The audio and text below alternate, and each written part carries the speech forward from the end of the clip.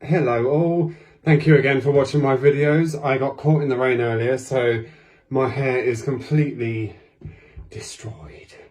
So in this video I'm going to show you how I take off my system. What I usually use is hair adhesive, bond remover. However, I have run out, so I'm going to have to use lace release this time. So what I would do is, usually my hair is spiky, so it'd be easier to do this, but I would just put a little bit on the front, just so that it gets that, because I have recently, and just rub that in a little bit, I have recently redone my hairline, so that's where the glue is going to be strongest. The back and the sides is not going to be as strong.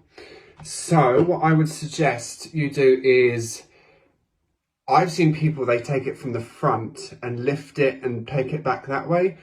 I don't think that's the best way of doing it. You're putting pressure, you're putting tension on the hair at the front, or the lace or skin at the front.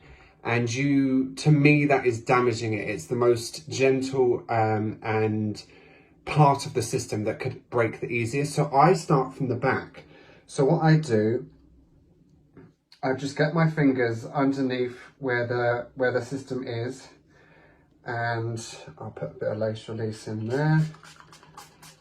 Just work that in for a minute. You've got to let it do its thing, and then literally just gently either pull it, try not to pull the hair, but pull the system. You can't see it from what I'm doing, but I'm actually grasping the edge of the system. I don't know if you can see that.